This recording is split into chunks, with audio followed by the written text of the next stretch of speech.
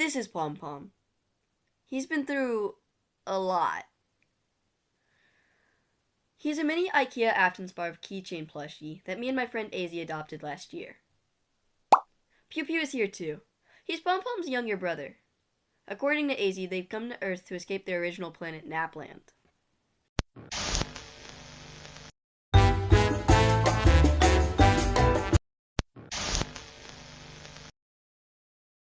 These are Aftensparvs. They live happily in the wild or on farms. They also like to play pranks on each other. But one day on planet Napland, Chick-fil-A was chilling.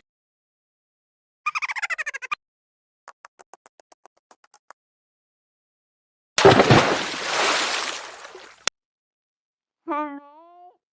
I can't see. 1 hour later.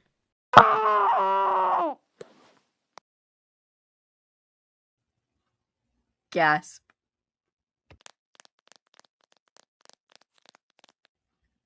Luigi? Is that you? I'll get you out, McChick-fil-A.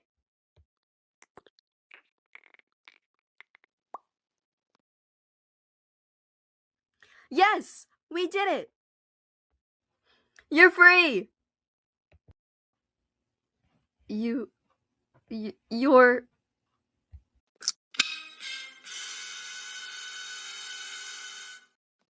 Hello, Mario.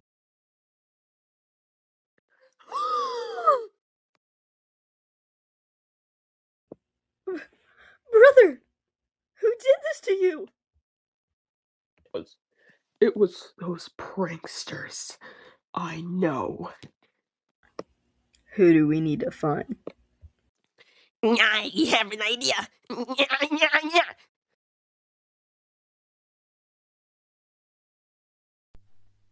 And so, Old MacDonald and Old McChick-fil-A decided to get revenge with a tranquilizer dart gun.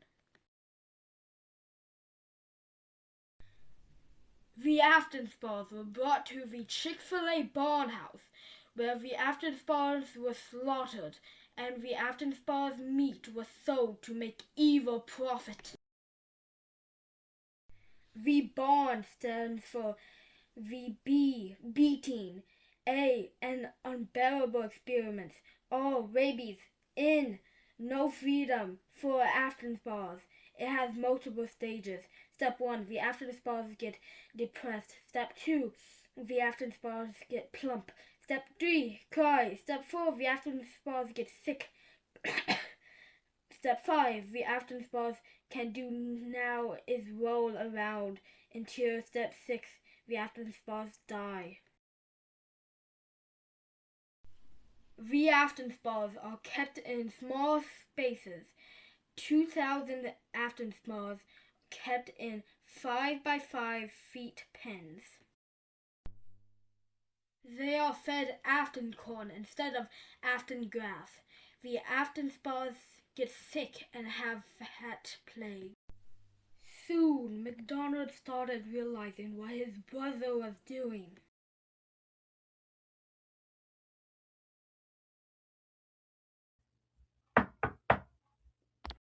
Oh, hey, McDonald. Just one moment, please. Okay, what did you need? Well, you see, okay, so, what? What happened to your face? Enemy girl, I tickle. Sparkly ear piercing.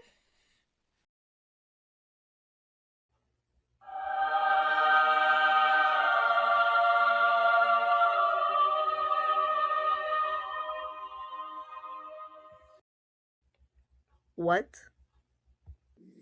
Well, with all of this money I've gotten from selling and eating the Aftensparvs, I got plastic surgery. Oh yeah, so that's what I'm here to talk to you about. You're taking this too far, McChick-fil-A. What do you mean?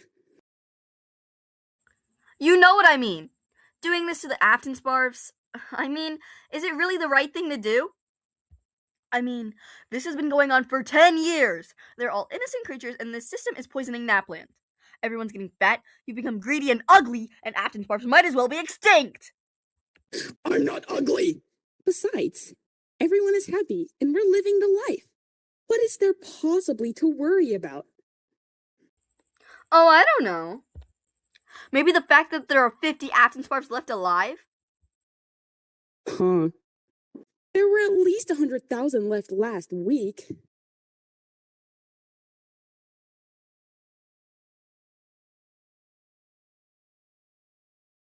Oh, you're being stupid. They can just reproduce or something. I don't know.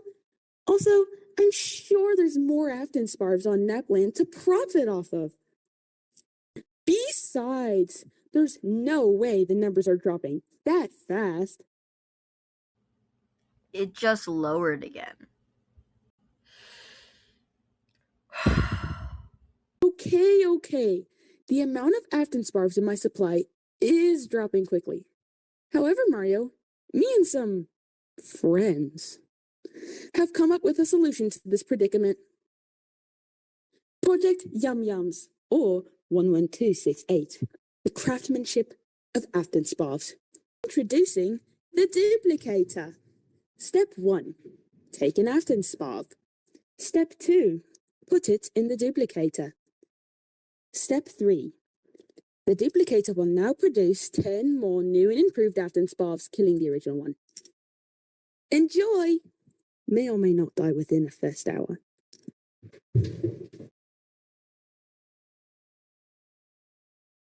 Luigi! Oh, mamma mia. What's in the tortellini is this? This is not okay, bro. And it stinks too. Aw, he likes you! Okay, time for you to go back. No! I don't know what your problem is. I don't see a problem with this ordeal.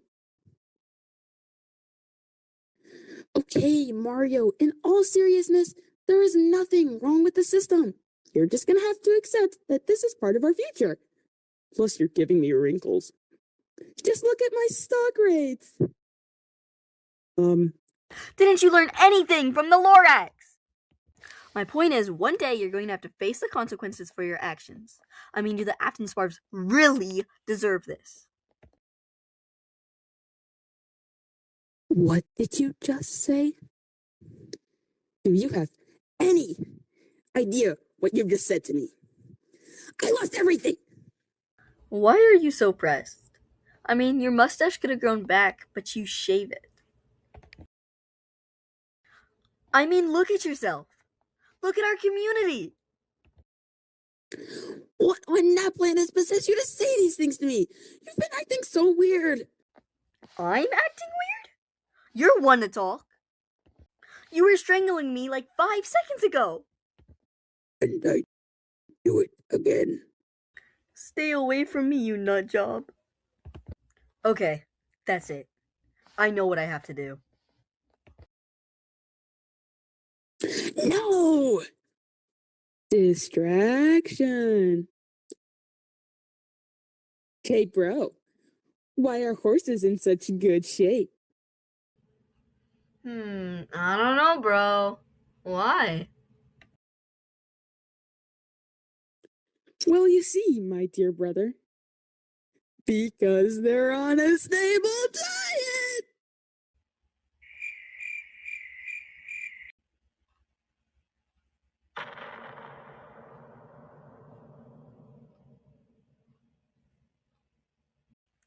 McChick-fil-A's joke was so bad, the planet of Naplan exploded and flung the remaining Aftonsparvs into outer space. Pom Pom was one of these Aftonsparvs. He crash-landed down to Earth along with his younger brother Pew Pew's egg. And that's Pom Pom's origin story. Apparently. Pom Pom was adopted by me and AZ not soon after, on September 2nd, 2025. Technically adopted by AZ's younger brother Luke first, but he didn't really want to be a parent.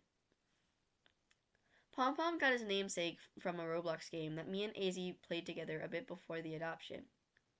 Pom Pom was the username of another player, which is obviously a really cool and awesome and good name, so we took it and gave it to our Aftonsbarf. And then AZ lost Pom Pom. This was just one of the first instances of her neglect. There are many others that follow soon after. He had apparently fallen out of her pocket right before class, so me, AZ, and Brittany decided to make missing posters in hopes that he would be returned. Surprisingly, it worked. He was found by some 6th graders who returned him in exchange for their prize of $2. Pew Pew was adopted not soon after, too. He cost $25 and arrived at AZ's house on September 18th, 2025. Pew Pew has had a much more sheltered life so far, and sadly has not been on as many adventures like Pom Pom has, simply because AZ favorites Pom Pom over Pew Pew, and Pew Pew is much, much bigger than Pom Pom, so it's sort of difficult to bring him places.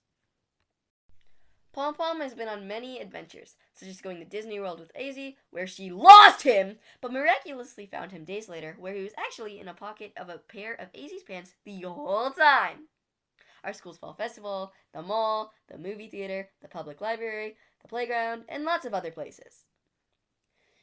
Brittany has declared herself the lawyer and has done literally nothing a lawyer would do, such as kidnap Pom Pom and bring him home with her. Also, Veronica is Pom Pom's babysitter. She babysits him from time to time, typically during my second block class till the end of the school day. Pom Pom's Halloween costume this year was Whole Horse from JoJo's Bizarre Adventure, which was created by Brittany's mom upon me, AZ, and Brittany's request. Pom Pom also used to have super cool high heels that were from my Monster High Cleo doll, but AZ threw them out a window into a tree, and I never saw them again.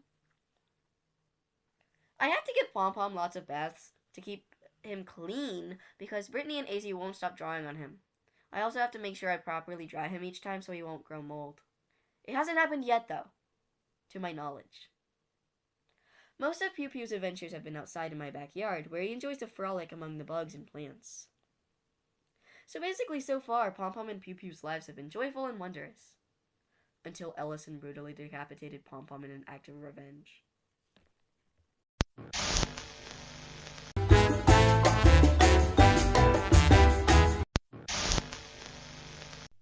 So the chain of events leading to Pom Pom's execution requires some backtracking, all the way back to another plushie, Peppy Dog. Peppy Dog was Ellison's stuffed TY Beanie Baby Walrus, sort of like Pom Pom in a way. He was the first of the dog family. There's been Peppy Dog, Shoddy Dog, Grateful Dog, Sandy Dog, and one or two other ones that I don't know the names to. Ellison originally got Peppy Dog at the school's PBIS store.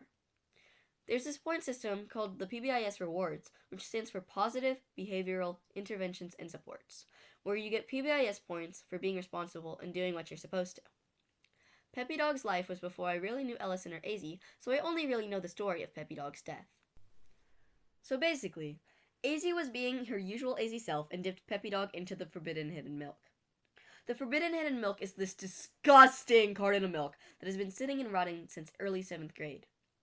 Last time I checked up on the Forbidden Hidden Milk was late 2025, early 8th grade, and it supposedly smelled foul, but I couldn't smell anything myself because I was laughing too hard. The milk was black, crystallized. This was way past being cheese. Disclosing the location of the Forbidden Hidden Milk, though, kinda defeats the purpose of the title Hidden, so it'll probably just remain in its location until some brave soul finds it and decides to rid the world of this horrible biohazard. One day, I was feeling a little,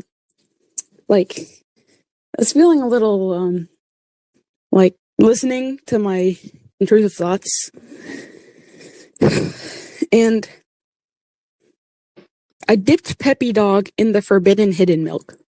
And the Forbidden Hidden Milk is what you could say is an urban legend. In 7th grade, November of 7th grade, so maybe a little over a year ago, because this is being recorded in February. So wait, November of 2020, right? Yeah.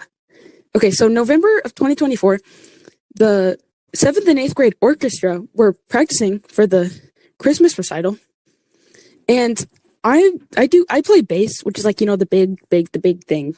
And like the biggest one. And so the bass and the cello players, they put all their instruments backstage. So we were backstage and we found a carton of milk and from the cafeteria. We were like, ah ha ha, this is so funny, a carton of milk. And we left it there. And after the next 2 weeks of practicing before Christmas, the milk stayed in the auditorium. And by now, it reeked. It was disgusting. If you got within 10 feet of that thing, you had a migraine for 5 minutes. There were a couple of brave souls that wanted to smell it, and they got nauseous and stuff. Yeah. Every time I'd walk past it, it stunk. It was disgusting. So one day, so after so the Christmas recital happened, and we looked backstage, and it was still there. And we were like, oh, someone's probably just going to throw it out. So we left it there, and we were like, goodbye to the forbidden hidden milk, because the milk is hidden in a location that will not be disclosed. So, in February of 2025, I don't remember why we were down there, but the orchestra was down there, and you know what was else that was down there? The milk. And by now it was green. It had chunks of yellow and purple floating around in it. And it was even worse than before. At this point, it was like if you just walked backstage, it literally just reeked of just I can't even describe it. It's just such a smell is just putrid. So it was still there, and at this point, it had been a couple of months since we had found it, and it was and so I had Peppy Dog for some reason.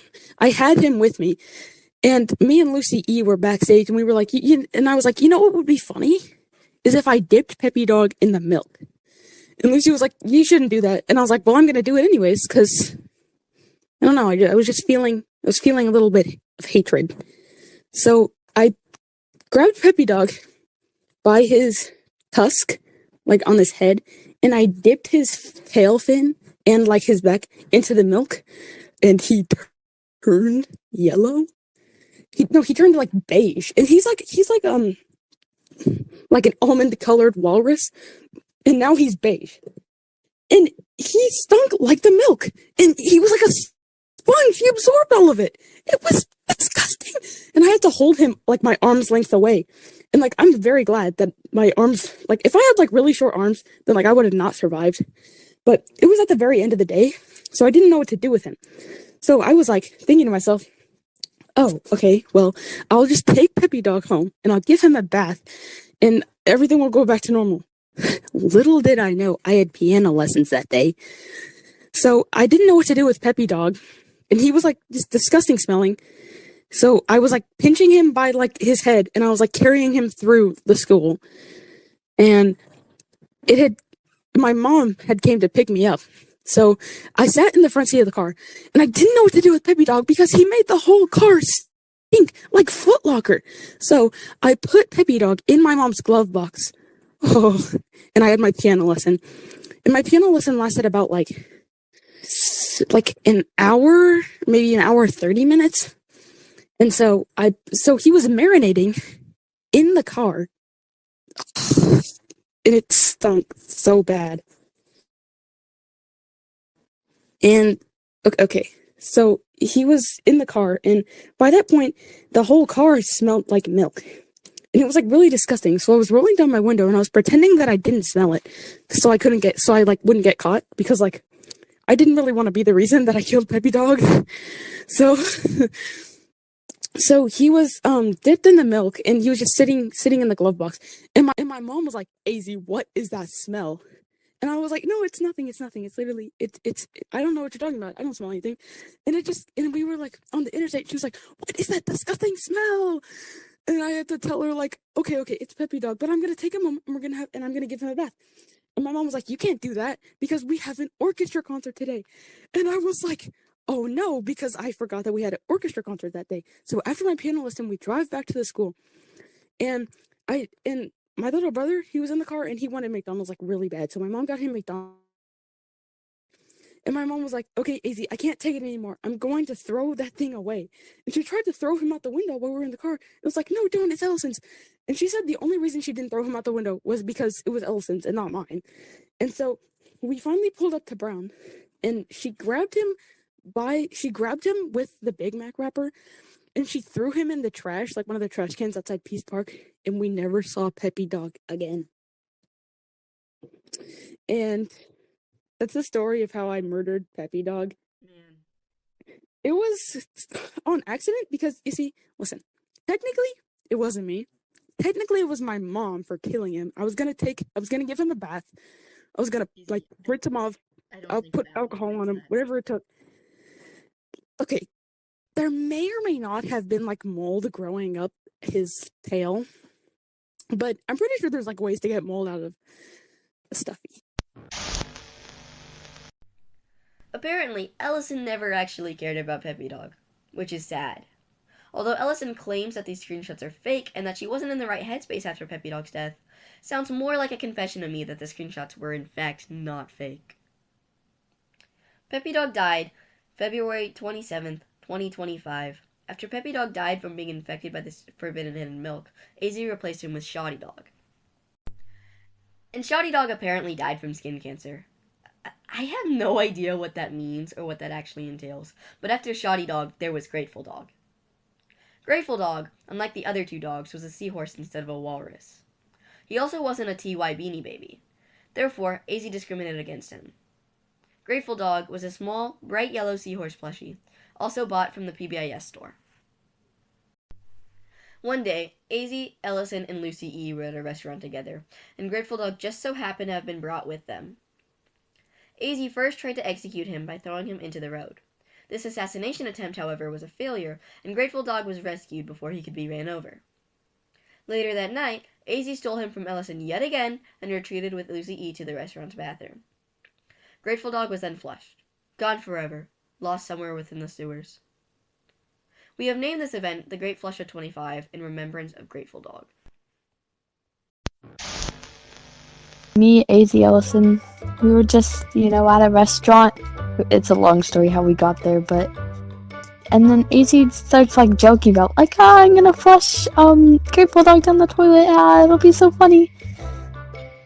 So, she leaves to use the restroom, right? And me and Ellison are still sitting there at the table, and we're like, bro, AZ just left us, she's gonna spend 15 minutes in the bathroom or something. And she comes back, and she's just like, hey guys, so I flushed Grateful Dog down the toilet. And we're like, no you didn't. And she's like, yes I did. And we just start arguing about how that would be crazy and how she should have recorded it or something, right? So times pass, we get our food, we eat, and AZ's like, guys, I want to go to the restroom, and she's like, please come with me, and I'm like, I'll come with you, and Ellison's like, yeah, no. And so me and AZ go together, and then she reveals she had Grateful Dog with her the whole time, and she didn't flush him as to be expected. But what she did do is was like, hey, I'm gonna flush Grateful Dog down the bathroom toilet, and I'm gonna record it and show Ellison. I was like, what? And so she does it. Oh, it's gonna clog. It's gonna clog. He's gone forever. He's gone. He's dead. He's dead and gone. Is kind of a bystander, guys. I'm only 40% at fault, maybe 20% at fault. It was mostly AZ. Come on, guys.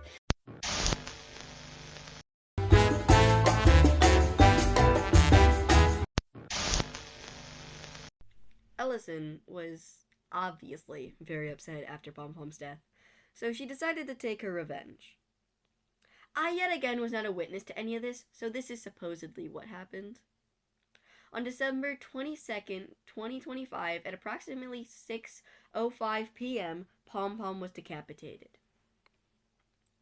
AZ and Ellison were hanging out at Ellison's house, and AZ had made the grave mistake of letting Ellison's little brother Jackson see Pom Pom. Pom Pom took advantage of this and threw Pom Pom to Ellison, and then Ellison then locked herself in the bathroom and cut off Pom Pom's head with the bathroom scissors. AZ glued Pom Pom back together with an Elmer's glue stick. A few days later, me, AZ, Brittany, Lucy E, and Parker went to the mall together, where I rescued Pom Pom and brought him back home with me so I could give him surgery to reconnect his head. I sewed Pom Pom's head back together while watching the last season of Stranger Things and glued his antennae and tail back together because they were coming apart. His head ended up being a bit crooked at the end of the surgery because Ellison cut his head horribly. It was not a straight cut, and the glue was impossible to sew through. It pretty much cemented itself to Pom Pom, so the only option was to cut it off.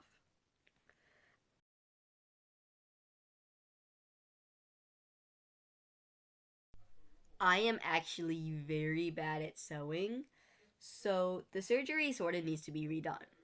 Currently, Pom Pom's stitches are still holding, but they're being supported by a safety pin. And I am genuinely terrified for Pom Pom and Pew Pew's lives as of now, because not that long ago, as I write this, Ellison got a new dog from the PBIS store. This time, he was an actual dog plushie, who was named Perpendicular Dog. The same day of his adoption, AZ decapitated him during art class. I was a witness this time, and I also sort of helped pull off his nose, but that was my revenge for the death of Pom Pom.